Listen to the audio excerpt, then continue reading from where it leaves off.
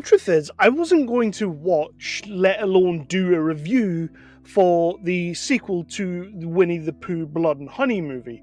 Winnie the Pooh 2 Cash Grab Harder, whatever you want to call it. However, I kept seeing other people say, this is a vast improvement, huge improvement on the first one. Not exactly hard, but people kept saying that, and then other people were saying that this is a great way to kick off a new Marvel-style Avengers universe with the Winnie the Pooh and the Peter Pans and the Bambis and stuff like that. I'm intrigued. I'm now intrigued. Could it be exponentially better that I would get intrigued by the Poohniverse? Anyway, my name is Kevin Halden. This is Nerdly Out Loud, the official channel of nerdly.co.uk, your favourite British home for your news, reviews and exclusive interviews. I like to talk about everything from the big budget to the low budget to the no budget, with a special keen interest on the lower end of the scale. And today we're talking about Winnie the Pooh 2 Blood and Honey, or Winnie the Pooh Blood and Honey 2, or Shut Up and Give Me Your Money. We're going to milk this for all it's worth. And this time, my friends, Tigger is in the public domain, so we're going to bastardize that character too. Anyway, let's get into this.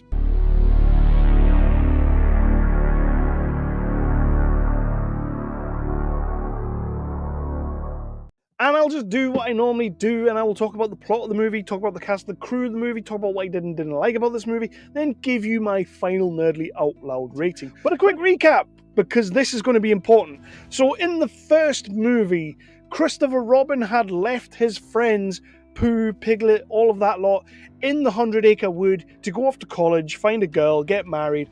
Then he decides to come back to introduce her to his friends, but because he left them, they had turned into these feral creatures that were now basically bloodthirsty, psychopathic killers in horrendous costumes. 5 final girls, none of them turned out to be final girls because they all just got murderized. He kind of tortured Christopher Robin a little bit, but don't worry.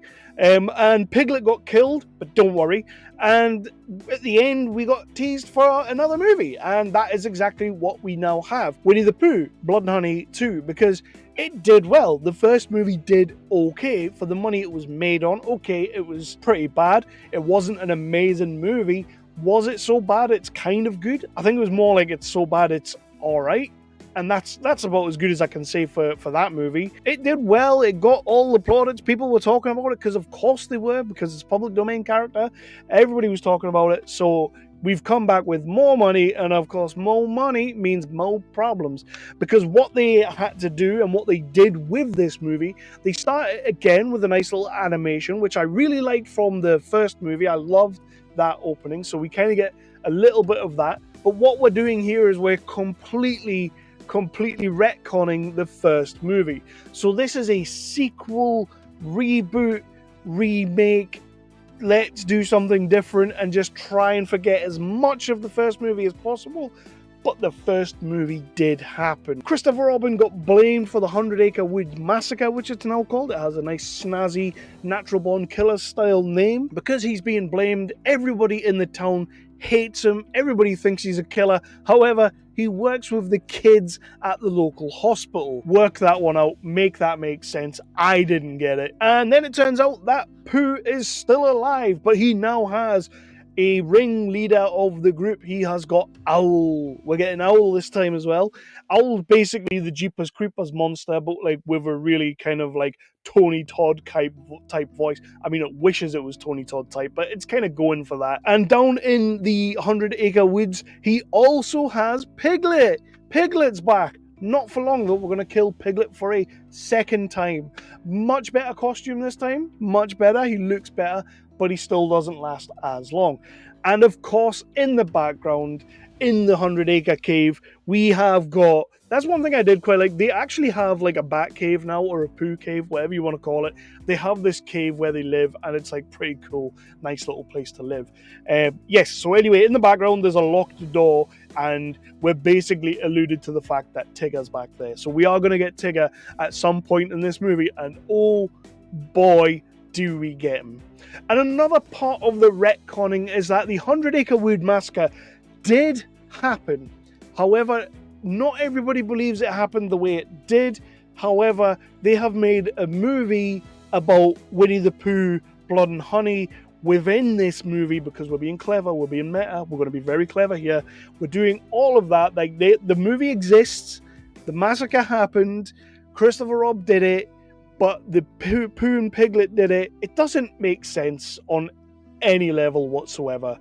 But you know what? We're going to get some gorific kills, some blood getting splattered everywhere, and that's what we want from our Winnie the Pooh serial killer movie. Until it gets old, and it gets old very quickly. I mean, right at the start of the movie, we get an awesome kill where Pooh actually like attacks a caravan full of girls and like gets one of them, basically snaps a leg, snaps her other leg, snaps her arm, snaps her other arm, and then puts her head in a bear trap and carries her like a suitcase or a lunchbox. And I'm just sitting there like, that's pretty good. Like, that actually is a step up from the first movie. 100%. I'm in. However, Pooh then snaps the arm or the leg or the neck of every single person he kills in this movie. And it's just like, dude, do something else. And then the worst of it is, Owl kind of gets his kill on, and he's pretty much doing the same thing. Like, it's a little bit cooler because like he can swoop down and take people in Jeepers Creepers style. Get a bit more creative is what I'm trying to say. Like, we have a chance here to do something really interesting, really special, but you're gonna have to be creative with it. And talking about creative, so obviously Christopher Robin was a wet blanket in the first movie. I don't think anybody really felt for this character, so we now have a new actor in the role of Christopher Robin. But he is now played by Scott Chambers, and Scott Chambers, I believe, is also a producer on this movie. Awesome, he's given it that. It's a passion project for this guy too, so you might think you get an awesome role out of this. And a lot of people were saying how good Scott Chambers is in this movie. Now, what I will say is that he's not bad, he's not terrible, but he's not great either. He's really, really not. I didn't really get what he was trying to do for the most part. He is putting his heart and soul into it. I'm not going to be too critical of that because I could tell that he was really, really trying to do something. However, when you wrap it around with this story that clearly doesn't make much sense, he's in a situation in this town that really doesn't make sense. Why didn't he just move? Why wasn't he like, if everybody thinks he killed these people, why is he not in a mental asylum? Could have been an interesting aspect to the story. Why is all these things not happening? What we get instead is he's in therapy. Much like the first movie right at the start. Remember that storyline with the girl who was like in therapy because a stranger kept coming into her house? We never heard about it for the rest of the movie. Didn't make sense at the start. Doesn't make sense throughout. We're doing it again, but this time with Christopher Robin. Because dude's got some issues. He knows that the 100 Acre Wood Massacre happened. He knows that it was Pooh and Piglet. He's trying to tell his therapist. But what he does tell us is he starts unlocking memories. And this is where the movie gets really fun. Because he starts having these memories of something that happened back when he was a kid. Back when his brother was kidnapped from him, taken from him in the middle of the woods. Very much like Five Nights at Freddy's. Very much like that. Not saying that they ripped that, but it does happen exactly how it happened in that movie. But then what we find out throughout the movie, through these flashbacks, is that yes, that was his brother who went missing, but his brother was taken by a mad scientist who was kidnapping the kids and running experiments on them and genetically modifying them with, I guess, bears and pigs and tigers, because they then turn into Pooh, Piglet, and Tigger. And that's kind of how they're made. So in the first movie, we're told that they just became feral animals and serial killers. In this movie, they were genetically made in a lab with a box of scraps by Dr. Frankenstein, basically. And we get told this when the movie is brought to a screeching halt by Simon Callow to give us 5 minutes of exposition that I just didn't really care about. What I will say though is that's an interesting concept if you went with that in the first movie. Like, if that was to be what this was going to be, I liked that concept. I actually loved that concept. I thought it was a great concept because it would lead up to something that happens later in the movie that I thought you really missed a trick on, but we'll talk about that in a second. However, that's not what you did in the first movie. You've tried to ham-fisted retcon it, and it makes the first movie completely null and void pointless, which I guess is kind of what you're going for, but it makes this movie completely senseless because you're trying to keep aspects of the first movies. I don't know. Maybe I'm being too harsh. Because the movie itself it's a bunch of fun. It's a bunch of silliness. But at the end of the day, it's a Winnie the Pooh serial killer movie. So really, I should just take it at complete face value and not try to make it make sense. Because it doesn't. My daughter, my 16-year-old daughter, we watched the first movie together, we watched the second movie together. When you start getting told this Dr. Frankenstein genetic modification story, she guessed the ending right at the start. Like, she was straight up like, I know where this is going, this is what's going to happen. Because, and I'm going to give you the reveal, or I think it was a reveal, but it doesn't really explicitly get said, but I think it did. So Winnie the Pooh is essentially, I believe, Christopher Robin's brother, which is mental. It's absolutely mental. I kind of love it on a certain level, and had this movie just been that little bit better, that little bit elevated to the point where I cared, that would have been a great reveal. I believe that's the case. I might be wrong. Please do let me know in the comments if I'm wrong. If I'm completely wrong, that's fine. I really do actually want to talk to people about this movie, because I'm not really done too much with it, and I do want to talk to people about this film. I really quite, as much as I'm putting it down a little bit in the fact that it doesn't make sense, let's be honest, it doesn't have to make a great deal of sense. It just has to be, watchable. It just has to go on at a pace. It has to have some really good kills. It doesn't need to be Interstellar. It just needs to be like Freddy versus Jason. And while I'm on that, quick word about Tigger, who basically is playing Freddy Krueger in this movie. I mean, he's got the knives, he's got the fingers, the claws. Tigger comes out, and Tigger is just an ass. We knew we were going to get that. He does come out full of energy, which was great seeing all that. But my problem with it was, he just kept saying bitch.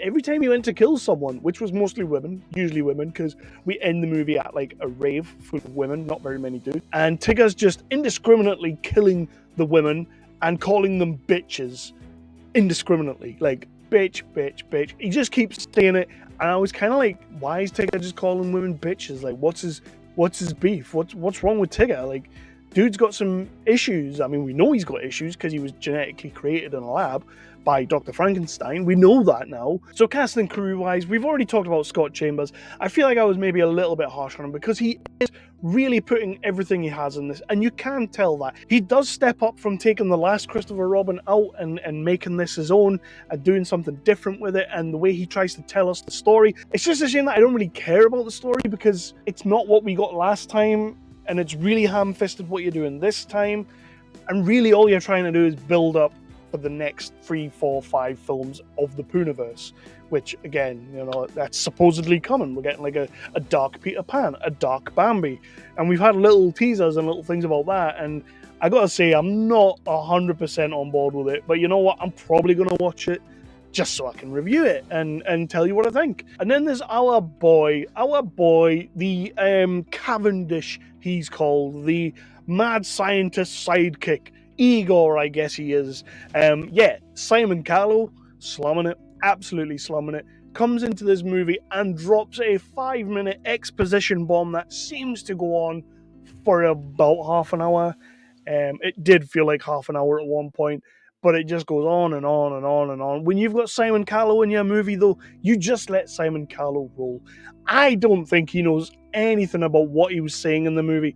I would be surprised if he knew exactly what the movie was, but it's Simon Callow, and he does kind of love doing these kind of roles. I've seen some other things recently with Simon Callow where he's just having fun, so that's good. But if you've got Simon Callow, use Simon Callow, because he's the kind of actor who can elevate those scenes, can elevate that story. So with that, I'm just gonna end on my rating, because when it comes to things I didn't like, I think I've already talked about things that I didn't really like, but again, it is just a Winnie the Pooh killer movie, so it does give you everything that you really need on that token. Like, it doesn't need to be too thinky, it doesn't need to have too much dialogue, but it does have a lot of dialogue, and it's pretty weak. Director and writer Rhys Frake-Waterfield, I know he's really putting a lot into this and really trying to make something great and improve on what they did last time, and this is an improvement, as people have said, but it's only marginal for me. It's not a great improvement. The actors, the kills, it just needs I don't know. I don't know. I don't want to crap on this movie too hard, so I'm going to leave it at that. I don't want to be too hard on it. I want the guys to keep making them. Jagged Edge Productions. I want to see a Winnie the Pooh 3. I want to see what this Bambi movie is. A Dark Peter Pan. I love the idea of that. I really do love like the idea of the Lost Boys just being a bunch of assholes. Like that could be really cool. So I have reserved faith in what they're doing. And I hope that I'm proven wrong. I hope this Poohniverse, this Avengers Poohniverse, like does really well. I hope people really embrace it and get on with it. But for me, when it comes to Winnie the Pooh, Blood and Honey 2, it's a 2 out of 5. I can only really give it that, and it's not a bad thing. I'm not doing a massive slight on it, and I think a part of that is that there's a story thread here, like the whole genetically modified thing, stealing the kids thing. I genuinely think that is a cracking idea. Like, I didn't see that coming. I didn't really see that was going to be a thing. And when they started talking about it, I'm like, actually, I love this. This could be really interesting. But it doesn't really make sense with what we got before. And it really doesn't make sense if Pooh is in fact Christopher Robin's brother. And we do get that bit at the end. We do get that bit. I did say I was going to talk about it, so 2 seconds, I'll mention it. Pooh does still say those classic words towards the end of the movie, you know, oh bother. He does say it. And if Pooh does end up being Christopher Robin's brother, he should have said, oh brother, which is why I'm thinking he maybe isn't, because surely that writes itself. And if he is his brother and we didn't do that, that's a missed trick right there, because that could have been really cool. That could have been cool. Anyway, yeah, 2 out of 5 from me. I didn't hate this movie. I really didn't. It just became a movie that was on my TV while I was watching it, if you know what I mean. Like, my daughter kind of just thought it was, you know, as trashy as the first movie. She didn't think it was much of an improvement. Definitely an improvement, but not much of one. And she kind of like figured out that it's going to be genetics and all that kind of thing. So yeah, 2 out of 5. My name has been Kevin Halden. This is Nerdly Out Loud, the official channel of nerdly.co.uk, your favourite British home for all of your news, reviews, and exclusive interviews. Please do check out the website, nerdly.co.uk. Other people will have reviewed this movie on the website. Check out the movie. That is the most important thing. No matter what I say, whether I love something, whether I hate something, the fact of the matter is, you need to watch it for yourself. You need to make your own opinions. I think this movie definitely has an audience. It's got a very niche audience. There is an audience out there. It will make money because it's got Winnie the Pooh in the title. It'll do well. We'll get more of these movies. To Rhys Frake-Waterfield and Scott Chambers and Jagged Edge Productions and all those good folks over there, don't take this as a slight on what you have done. I'm just being honest about what I thought of the movie and how I felt about the movie. I want people to watch it, form their own opinions. That's what the whole thing is. That's what this game is. Do not get upset about anything I've said here. I don't love your movie, but you know what? I'm one guy, and there will be other people out there who absolutely love this movie and say it's a 5 out of 5. That's not me. However, I'm 100% checking out what you do next. I'm keeping a keen vested interest in these guys' filmography, their careers. I will absolutely check out everything they do and let you know what I think. It's fun. I just wanted a little bit more than just fun. And that's where I lie. So yeah, Kevin Halden, I'm out. See you next time.